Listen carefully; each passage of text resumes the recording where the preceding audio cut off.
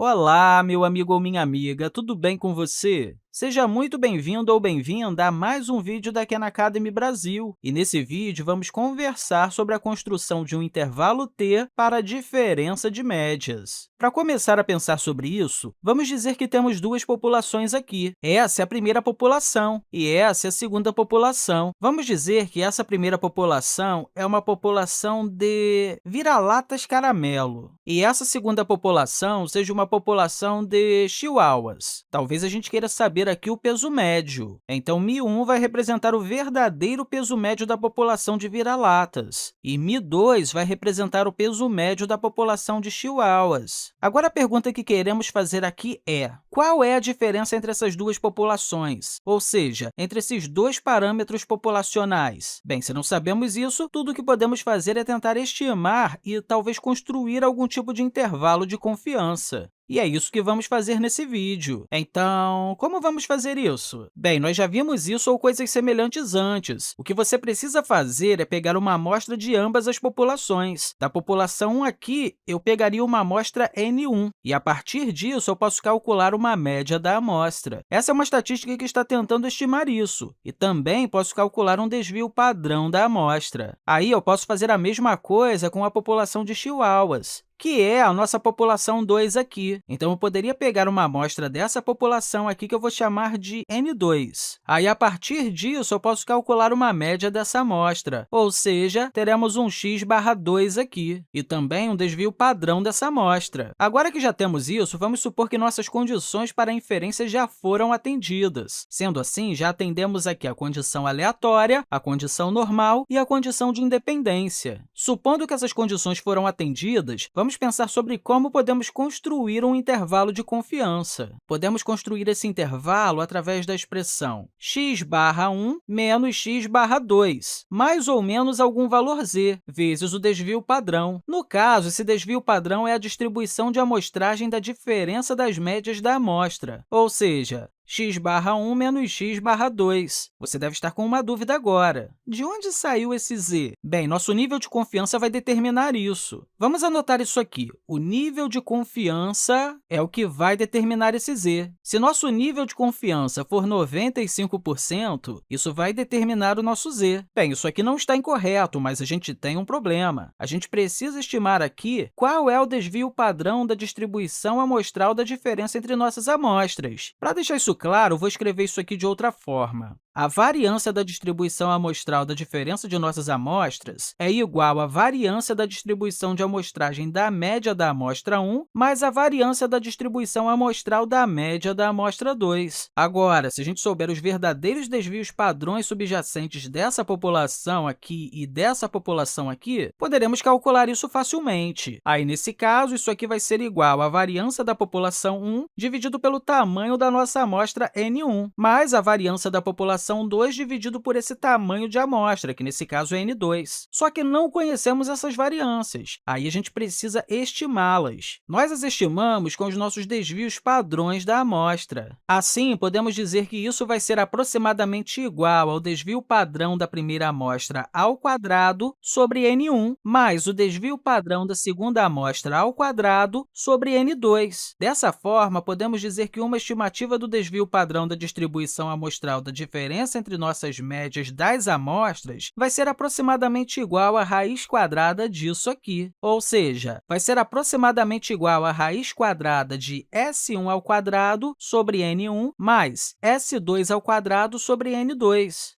Até aí, tranquilo. O problema é que, uma vez que usamos essa estimativa que podemos calcular, um valor z crítico não vai ser tão bom quanto um valor crítico de t. Então, em vez disso aqui, podemos encontrar um intervalo de confiança com a expressão x/1 menos x/2, mais ou menos um valor t crítico em vez de um valor z. O valor t crítico funciona melhor quando você está estimando o desvio padrão da distribuição amostral da diferença entre as médias da amostra. É por isso que usamos ele aqui. Assim, temos aqui um t estrela vezes nossa estimativa disso, que vai ser igual à raiz quadrada de S1² sobre N1 mais S2² sobre N2. Aí você deve estar se perguntando agora, como determinamos o nosso t estrela? Bem, mais uma vez, você precisa procurar em uma tabela usando seu nível de confiança. Você pode estar dizendo agora o seguinte, espere, quando eu busco um valor t, eu não olho apenas para o nível de confiança, eu também preciso olhar para os graus de liberdade. Quantos graus de liberdade nós temos nessa situação? Bem, existe uma resposta simples e uma resposta complicada. Uma vez que pensamos sobre a diferença das médias, existem fórmulas muito sofisticadas que os computadores podem usar para obter graus de liberdade mais precisos. Mas o que você normalmente verá em uma aula de estatística é uma visão conservadora de graus de liberdade, onde você pega o valor mais baixo entre N1 e N2, e aí você subtrai 1 disso. Então, o grau de liberdade aqui será o valor mais baixo, ou N1 ou N2 menos 1, ou seja, você pega N1 ou N2 e aí você subtrai 1 disso. Em vídeos futuros, a gente vai resolver alguns exemplos sobre isso, ok? Eu espero que você tenha compreendido tudo direitinho aqui e, mais uma vez, eu quero deixar para você um grande abraço e até a próxima!